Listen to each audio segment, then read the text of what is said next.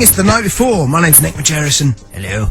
With us we have Dr. Nick Begich. Now, this guy is the owner of the website earthpulse.com.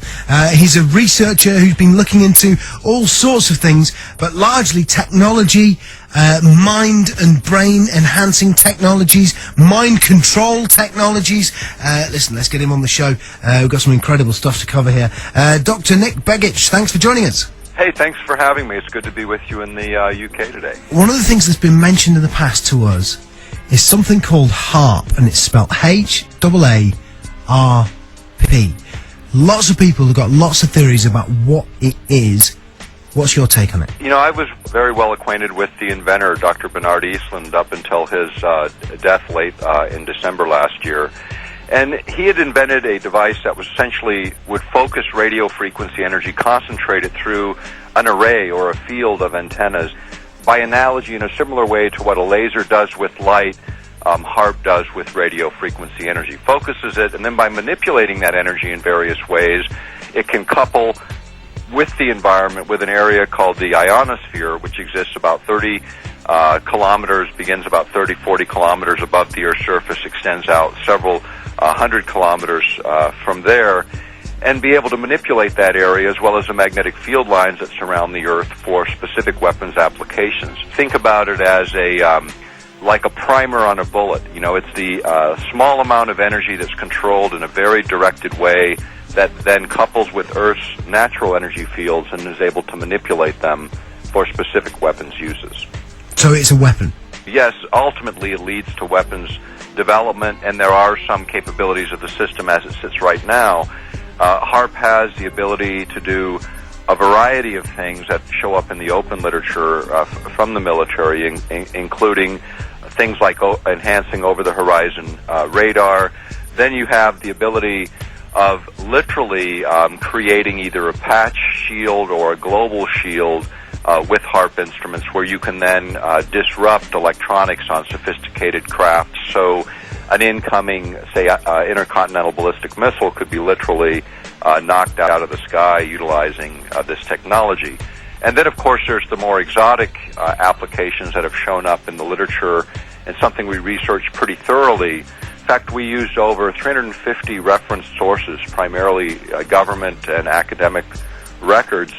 And the things that show up are two areas: the weather modification technologies, which seems to be the most controversial to a certain extent, and then the ability of influencing the emotional state of human populations. And that, of course, is one area that gets quite controversial and has been subject of a lot of discussion over the years. Controlling human beings. And what we were able to demonstrate... Hang on a minute. Now, I'm an average person. I'm just going to go through some of the things you're telling me this thing can do. Firstly, it can knock missiles out of the sky. Secondly, it can change the weather. Controlling human beings. Absolutely. In fact, on an emotional level, there was a paper that was done by J.F. Gordon MacDonald, and what he suggested back in the 60s was if we could ever figure out how to electronically stroke the ionosphere in just the right way, we could control the behavior of people over huge geographic areas. HAARP, in fact, has the capability of doing this either as a side effect or a deliberate effect, but the section in the European Parliament's resolution, which follows the HAARP sections, it says it calls for an international convention introducing a global ban on all developments and deployments of weapons which might enable any form of manipulation of human beings, unquote. And the reason that we got that in is we were able to demonstrate in the hearing an infrasound device, a device that transfers sound directly into the human body, where you can perceive it just like people hear our voices on the radio today, only is coming from a very, very different place. And what we had asserted in that hearing is that this range of weapons, which were far beyond just HAARP, but this range of weapons were being developed by the U.S., and soon it would be possible to do this remotely. And it was 2005 that Woody Norris... To do what? To make people hear voices? Yeah, they can actually target an individual in a crowd, transfer a voice directly into their head that nobody around them will hear. And that kind of technology... Oh, man, this is messed up. So hang on a minute. So let me get my head together on this, because this is quite a lot to take on board. What you're telling me is that there is technology that exists that can beam voices into people's head. That's correct. So this HARP project that you're telling me about, and I mean, this is an unbelievable thing that you're telling me about here. This is based in Alaska. You're in Alaska. I mean, that's where we're talking to you from at the moment. I mean, right. How often do you pop down there and stuff? What's your involvement with it? Well, we observe it from a distance. I mean, we're sort of not very welcome there these days.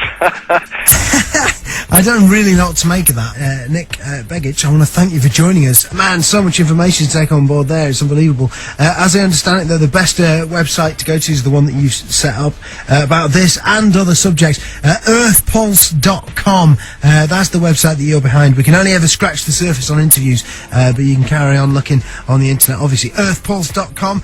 Thanks for being with us, man. Good to talk to you.